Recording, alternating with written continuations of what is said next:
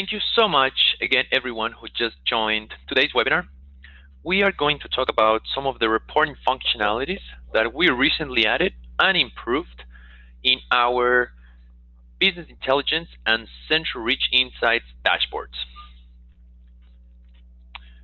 Today's agenda, we are going to go over the overview, why we created these reports. We will do the product demonstration, and we will go over next steps in case you are interested about this feature. I am today's host. My name is Martin Ayala, and I am a Senior Account Manager here at CentralReach. Let's get started. What is CentralReach Insights? So CentralReach Insights is a reporting functionality that we created because we understand there is a lack of reporting options, not only in the market, but also in our platform. We understand that the current way of doing reports is either through Excel, through Google Sheets, and everything takes a lot of time. It's a manual process, and we are trying to move away from that. We understand that a hard worker without the right tools ends up working more time and even harder when they should actually spend time doing other type of activities, such as providing therapy or doing a better management of their team. So this goes back to our mission statement, which is the end of creating these reports. The main goal was so that your team, so that yourself can produce superior outcomes, right? You can produce superior outcomes if you can have tools available, if you have tools available that will allow you to see where are areas of improvement in your business, where you can actually allocate resources. And we have divided these into three main areas: financial, operational, and productivity areas.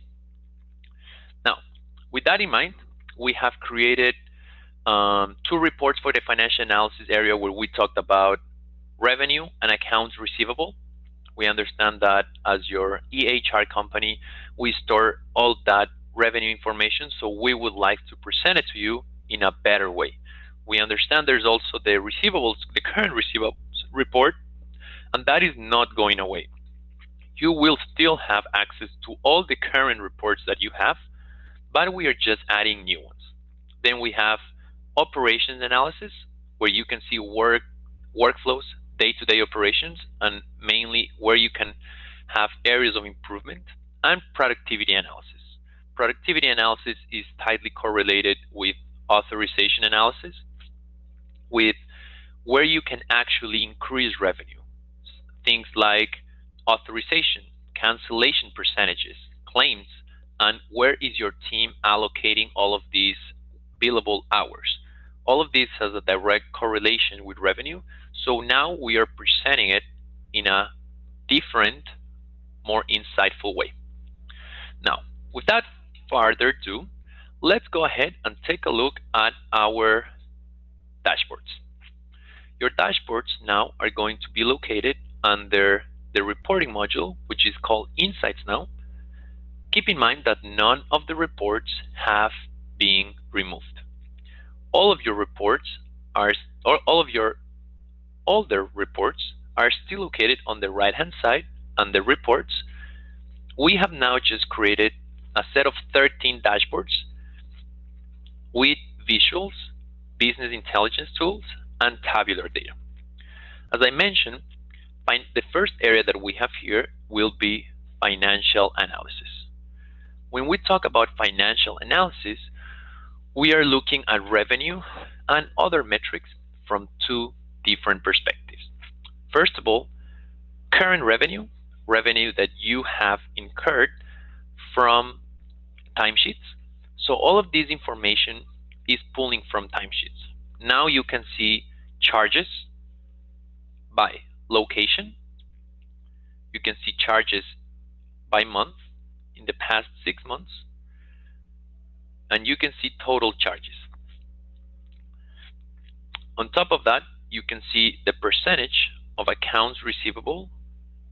So you can see which percentage is added to which bucket, right? So for example, in here you can see that out of all your accounts receivable, 16% of this outstanding revenue is sitting on your 0 to 30 days.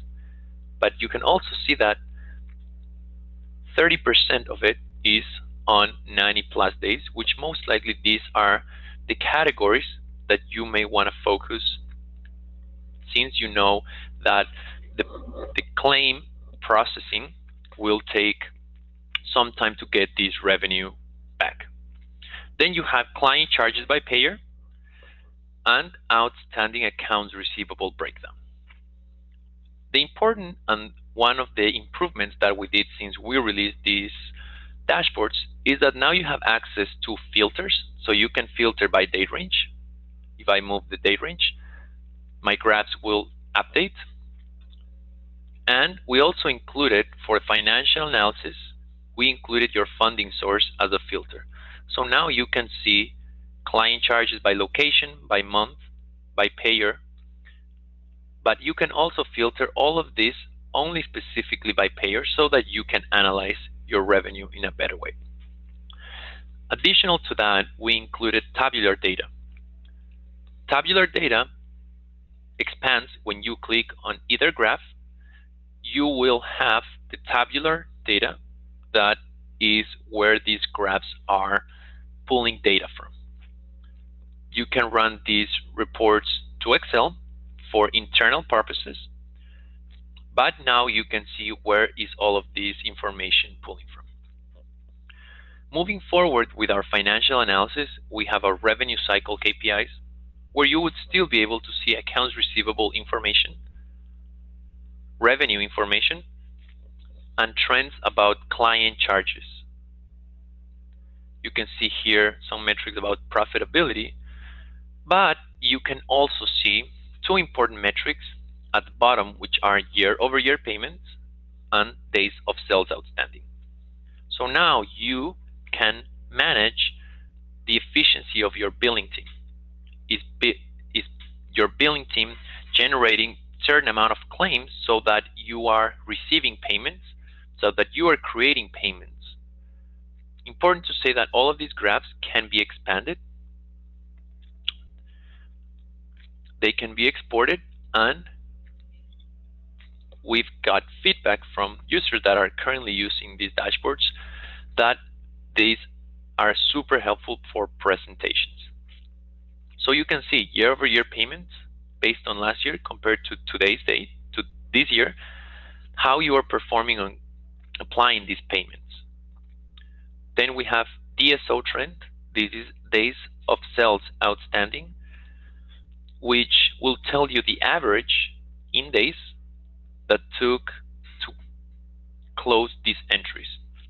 Now, one of the questions that we see and how is this data populating is actually based on the month that you are applying the payment, right? So for example, you can see that on December of 2018, my average days of sales outstanding is 1,400 days. So this doesn't necessarily mean that a day of service in December has taken an average of 1,400 days to be paid. It just means that all the entries that I have marked as paid in December took an average of 1,400 days. So probably all of these entries were from January of 2 years ago, or January or of last year. The reason why we created the dashboard this way is so that you can actually see live data, and you can see outstanding, say, date of sales outstanding, this specific metric at a specific point in time. If we would create it the other way, based on date of service, you would constantly see the past 3 months with no data to reflect. From here, we move into our productivity analysis. Our productivity analysis begins with authorizations. So authorizations at a high level, you can see amount of hours authorized versus amount of hours worked. You can see the utilization, meaning the percentage of hours authorized. How many of those have you actually, has your team actually worked? And you can now differentiate this by location. So if your team has, if your agency has more than 5 locations, or more than a specific type of service, such as center-based, home-based, or school, you can now divide this by location or segment. Then we have our top payer utilization and our manager utilization. So one of the main questions that we get about how to set up this location and where is that pulling from. So that will be pulling from your client's profile and their basic information. You will see client primary office location. So here's where you can create as many office locations as you have, or as many different segments as you would like to see these reports. We move into top and bottom payer utilization so that you can see out of all of your funding sources, which is the one that you are utilizing the most hours. And we move into top manager utilization, which allows you to transfer the responsibility of utilizing all these authorized hours. In CentralReach, there is a way to apply a manager to an authorization. I am under my authorizations module right now, and if I open this authorization in a new window, I will then navigate to the Contacts tab, and you see that there is a way to apply a manager here. This manager can be a program coordinator, a regional director, or the actual supervisor on this case. So now, at a high level, as the admin, as the scheduling, as the billing team, you can see which manager is performing the better, right? Because now you can see which of your managers are utilizing the authorizations the most efficient way, who is actually utilizing the most hours, meaning who is bringing more revenue to the company. From there, we move into cancellation analysis, which is also a direct relationship with revenue. The more hours canceled, the more it has an impact on revenue. So now you can see percentages, total percentages by all your company, right? So you can see the amount of hours canceled. You can see the percentage of hours canceled. If you click on any of these graphs, as mentioned before, you will be able to see what is the reason, the location, provider, client, and the amount of hours canceled. You can see cancellation reasons, not only system reasons, but also custom reasons. So let's talk a little bit more about that. If I go under my scheduling settings and I check my cancellation reasons, you will see that there are 4 system reasons already embedded in your account, such as client cancellation, other, provider cancellation, and provider change. But you can create your own cancellation reasons. As you see some examples here, sick, tired, vacation, etc. And all of these cancellation reasons are going to show up in the cancellations reason for this dashboard. Remember that you can filter by provider and you can filter by client as well. With that said, you can now see which is the client canceling the most, which is the provider canceling the most, and you can now see the 30-day appointment cancellation. So now you can see out of the month which is the day that you had the most canceled hours. We move forward with our productivity report. This is a measurement of how is your staff using billable and non-billable hours. So let's wait until the graph loads. Perfect. So now we have staff productivity. You can see billable, non-billable, drive time, and total hours worked, either for all your company or by a specific provider. You can filter by provider, you can filter by location, and you can filter by date range. Now we have a new field here, which is target hours. Target hours are hours that you can set up individually by provider, and later on you can check if your team, if a specific provider is meeting these targets. These targets are located under human resources, employees. Under employees, if you click the name of any provider, you will see now that we have these KPI settings.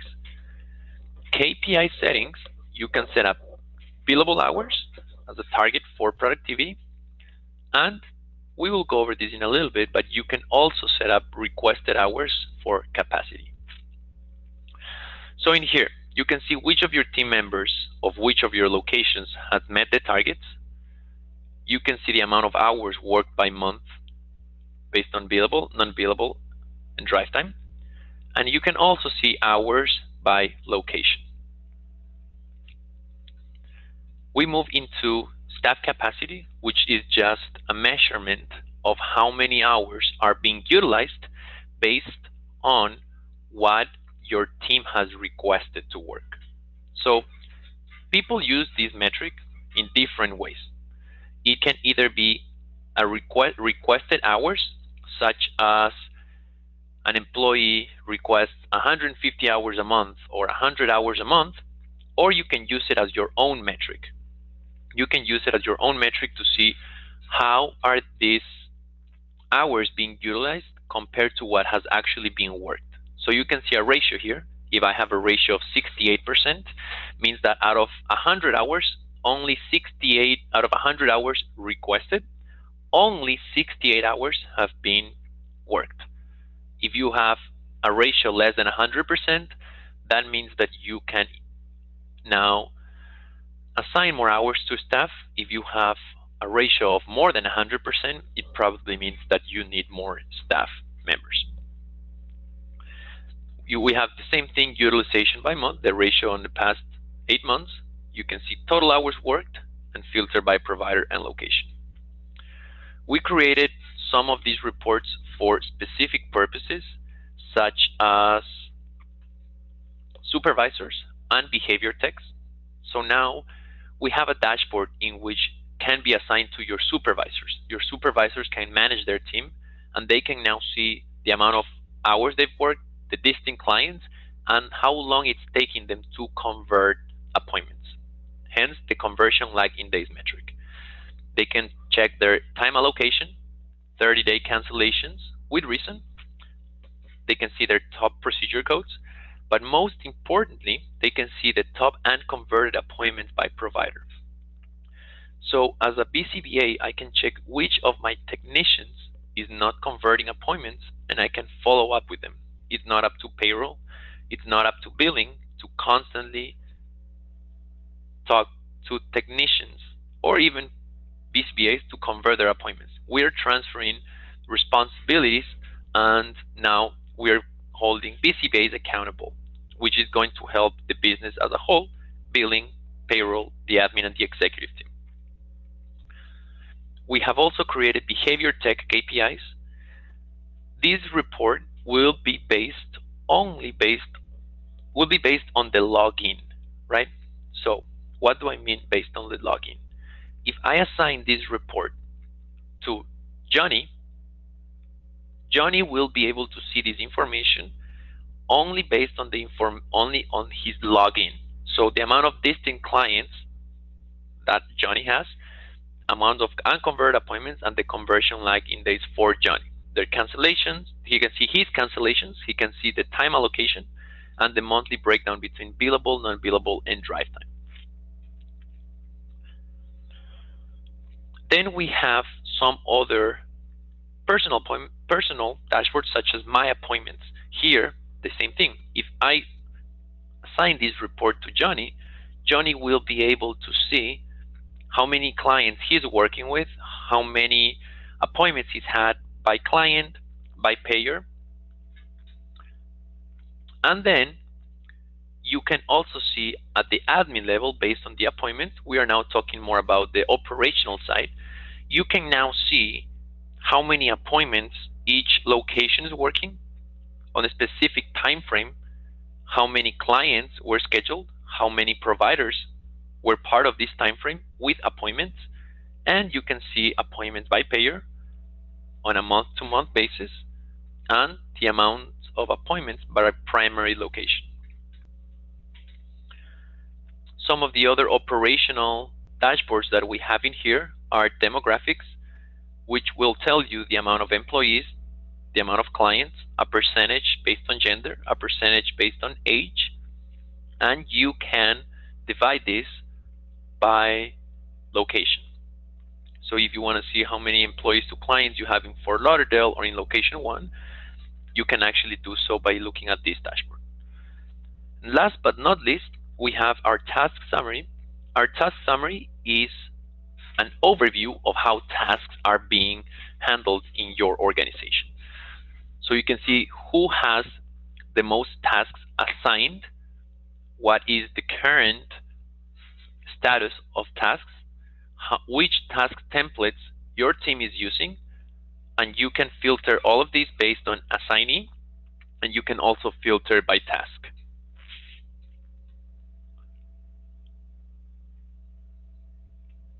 We highly encourage teams and agencies to use the task module just like any other part of the system.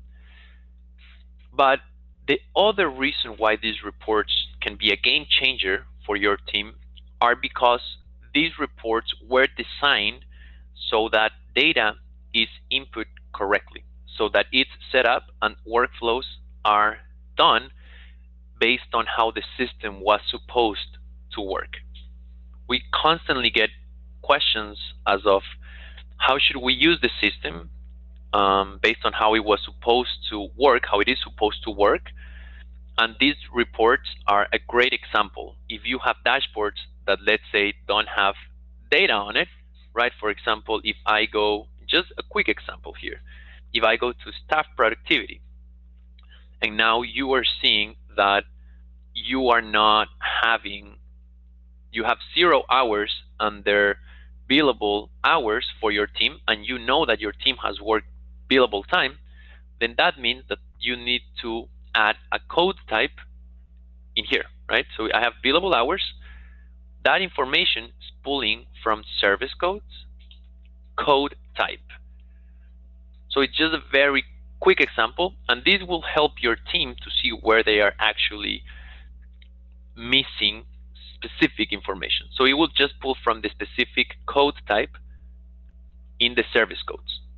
So just with this, it can also help to set up your account as of how it was supposed to be set up from the beginning. Now,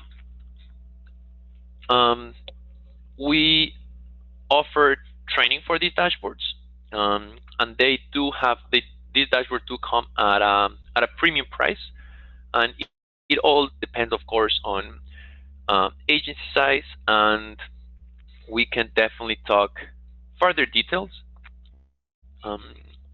once you and further details in terms of specific dashboards. We can go over questions and any other details such as pricing, where is data pulling from, and training details as well. Thank you so much for your time today. we are concluding the webinar right now, you will be receiving a follow-up email with information to set up an appointment with me, and we can go about your specific questions. And there's also, if you would like to just book a call directly with me, you can do it at this link. Now, with that said, I want to thank you all so much for your time, for being part of today's webinar. And if you have any questions, please let us know. Bye-bye.